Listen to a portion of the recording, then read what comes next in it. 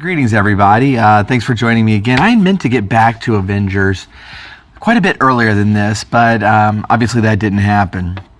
Yesterday was going to be a day to record several videos for a lot of different projects, but I ended up getting food poisoning, which has a way of ruining a day. But things are getting better now, and I wanted to kind of get back to things. Since it has been a while since the movie came out, I don't think I'm going to do quite as many videos on this as I had originally intended. I wanted to discuss just briefly, though, a moment in the movie that I really have mixed feelings about. And obviously at this point, we are going into spoiler territory. If you have not seen it, then you're one of like two people who haven't. And I don't know why you're watching videos on it at this point. But we're going to go ahead and give the spoiler warning anyways. So the moment that I'm talking about is the death of Spider-Man. And Spider-Man, unlike the other people who were, kind of swallowed up by the Soul Stone, recognized that it was coming because of his spider sense. And that made for this, just really heartbreaking scene of a teenager who's realizing that he's dying, and how he reacts to that. It was of all of the deaths, and obviously there were a lot of them. Literally half the people in the galaxy. Of all the deaths, this was probably the most emotional. It was a very powerful moment in the film. It was a powerful moment in a film that was very powerful in and of itself. And so, it was one of those scenes that I think a lot of the people who were leaving the theater, as shocked and speechless as they were, I think this is one of the reasons why. So why do I have mixed feelings on it? Because it was really a good scene. I think okay. In for those who know the comics, already, and this has gone out far and wide, so you probably have seen this already. The people who died in this movie are probably not dead, at least most of them. In the comics, people who die in association with the Soul Stone, they don't actually die. They get kind of sucked into the stone itself, and are kind of in suspended there. And so, I think we can say that Loki is actually dead, because that had nothing to do with the Soul Stone at all. But as for the rest of the people, I think at this point it's safe to say that pretty much everybody's coming back. But if you didn't know that, I think Spider-Man is the one that, once you sit down and think about it, really tips you off that this was not what it seemed to be. For the simple fact that Spider-Man has a movie coming out soon, that they're about to start filming.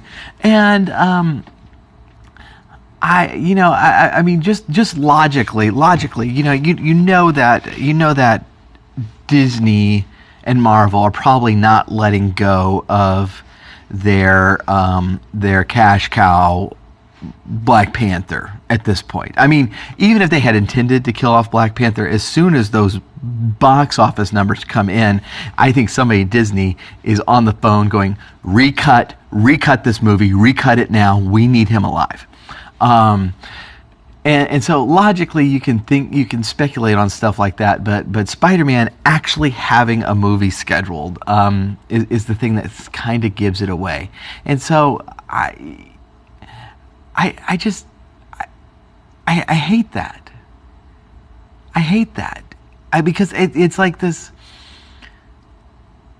it's not even a story element that we can discuss and talk about and dig our teeth into, you know, I mean, you know, and I want to at least do a video about, you know, thinking back on the things Doctor Strange was saying, and it was like really, really cool, and hinting at stuff and on all the stuff Strange was doing in that movie, and we can debate those elements and what did Doctor Strange mean and all the things he said and all this cool stuff, but this is outside the story. This is you know, I mean, you know, industry stuff that is actually kind of giving away an ending. And you know, we talk about like trailers that go too far. Which Terminator movie was it? Was it Salvation, where they basically told the entire story in the trailer, and it was so disappointing. And I think that movie was actually better than it seemed to be, but we all went in knowing everything, and it was kind of a letdown. And the trailer's giving away stuff, but in this case, it's actually scheduled releases giving away stuff, and I just. You know, and you know, at the end of the day, though, I mean, that kind of nonsense fades away. We're still going to have the movie. A year from now, we're going to have the complete Infinity War type, I guess, film, and that moment's still going to be powerful, and so, you know, I think that was such a great touch, and one of the just many things that I just really loved about that movie. So yeah, I think we're gonna do one more. I hope to get it in tomorrow. Hopefully I don't eat something wrong again. We'll do one more on Avengers. I don't know how much we're gonna talk about Solo. I'm greatly concerned about it. I'm greatly concerned about Solo.